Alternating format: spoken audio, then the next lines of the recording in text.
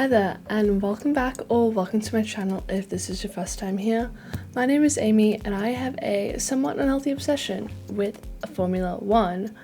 Speaking of which, the season officially starts tomorrow, so it's finally time for my season predictions because I've left them last minute as per usual because I wanted to wait until testing was actually done to hopefully give me a better idea so I don't fail miserably at these.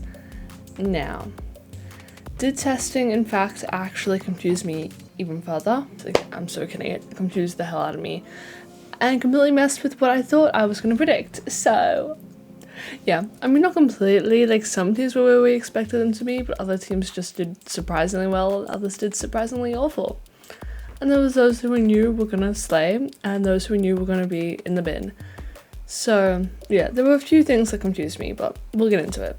Starting off before my actual ranking predictions, we have a few just general ones. Most improved driver, I'm going to give to Logan Sargent. I think he's actually going to do pretty well this year. Not as well as Alex, but well enough that he might just be able to stay in the sport. And if he doesn't, then Logan Boy's out. Sorry about it.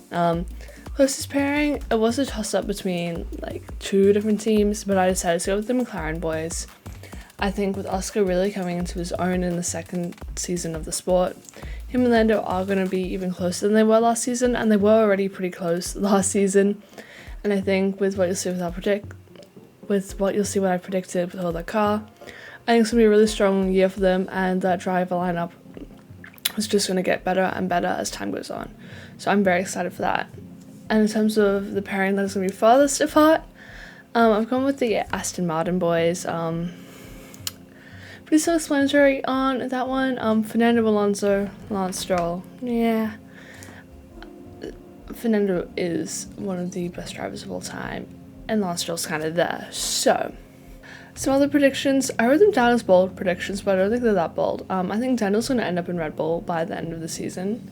Not halfway through. I don't think halfway through. I think at the end of the year, he's going to go to Red Bull. I think there's going to be a major clash with the Alpine guys. Potentially on more than one occasion. I still think that relationship's a little bit spicy. I don't think it's the best between them. And I think Ferrari's going to be really fast in qualifying, but it's going to fall apart for them in the races. Again, nothing too interesting there. I don't know why I said bold, but we just kind of know these. Time for my drivers ranking. And in 20th, I put Magnussen, and then in 19th, Hulkenberg. I don't think Haas is going to get any better.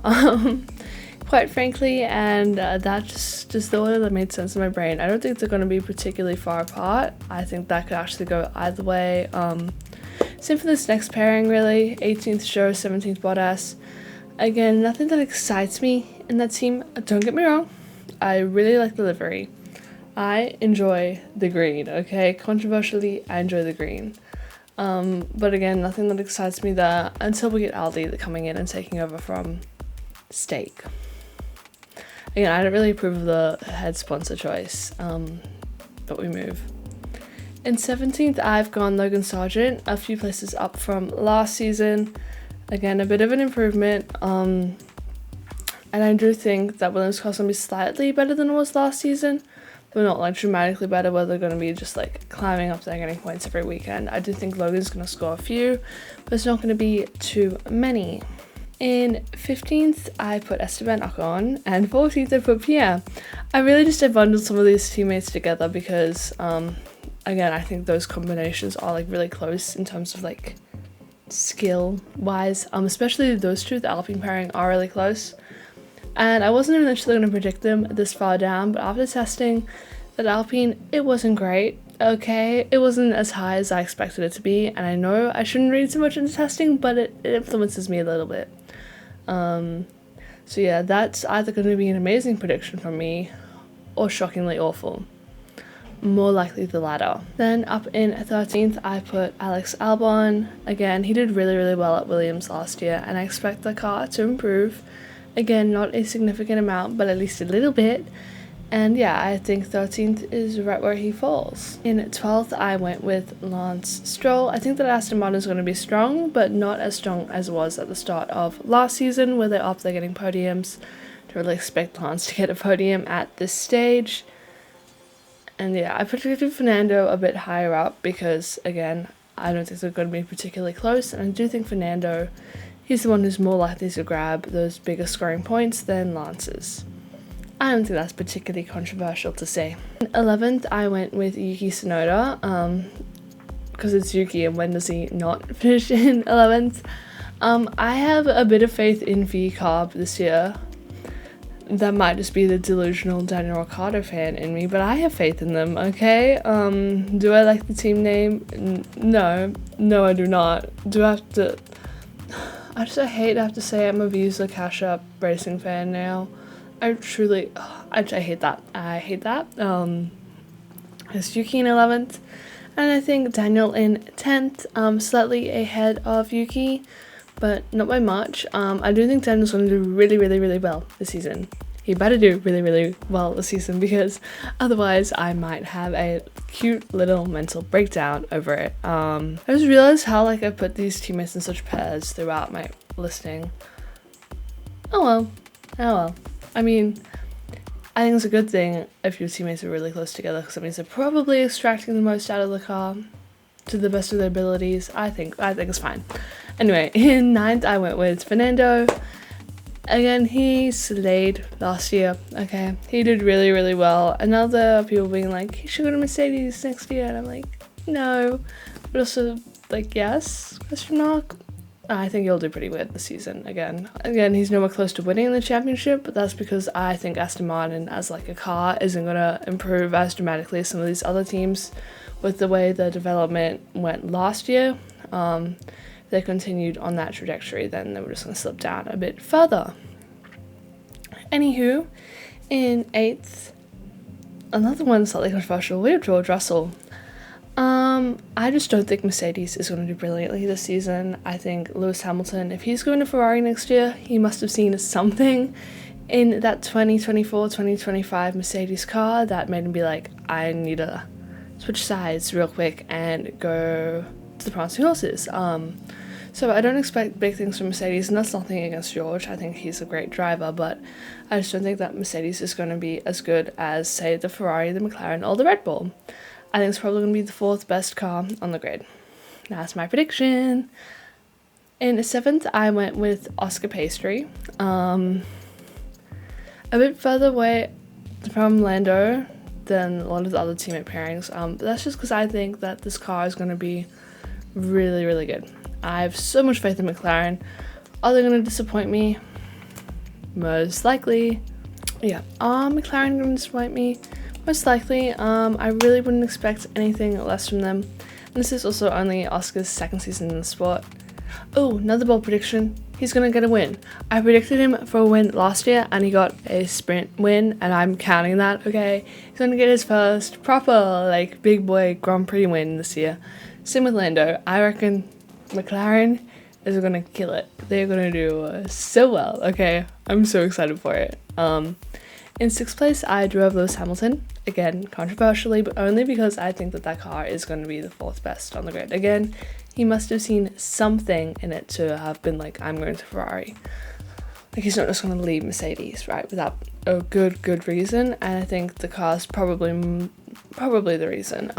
In 5th place, I'm Mr. Sergio Perez. Quite far down compared to Max. You don't have to guess where I put Max in these rankings, okay?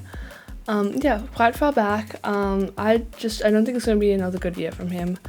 Again, I am predicting Daniel to take the Red Bull seat from him next year, essentially, so I don't think he's going to do brilliantly.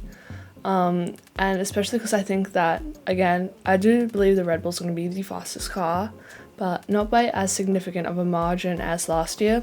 He was only just able to hold on to 2nd last season, and the cars were so far apart, Red Bull was so far ahead, especially at the beginning of the year, that I feel 5th place is kind of warranted, especially with Ferrari and McLaren catching up.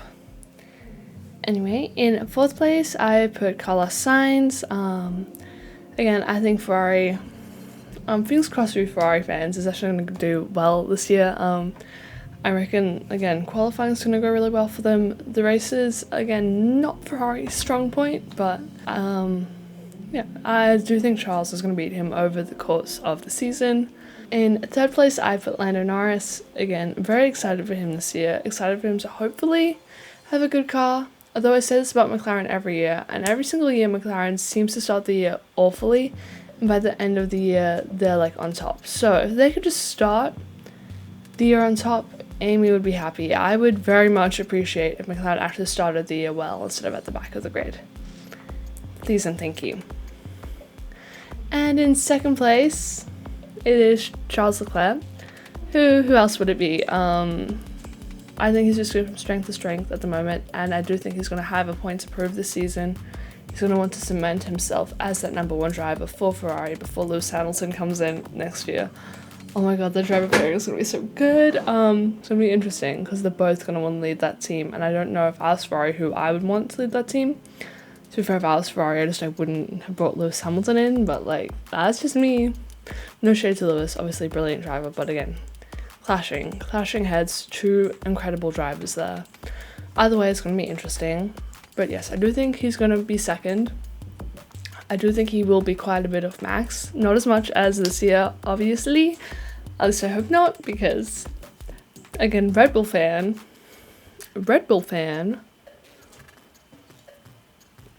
But I need more spice, okay? I need the championships to be closer.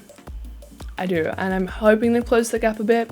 But with Red Bull being like, we're just gonna go a completely new direction with our side pods, which is again very exciting. Very exciting that they keep pushing the envelope in terms of what they can do. It makes me kind of nervous. It makes me kind of nervous that they're just gonna come out and smash it again with a completely new design. Like they took Mercedes' old design and was like, I can fix that. Adrian Newey was like, I can fix her, and he did.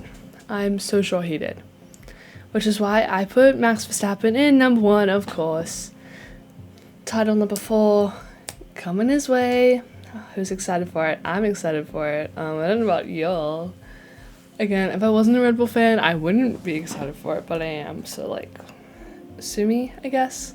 Yeah, again, it's not going to be as close of a championship as last year, but Max will still win. We already know Max is going to win. Okay, and then finally, the team's rankings sort of based upon where I put the drivers. In 10th, Haas, obviously, especially with Gunther gone. What's Haas got going for it? Realistically, what do they have going for it? I miss Gunther already. 9, Salbucks. I refuse to call him Steak. Again, pretty not great in testing, and also Steak.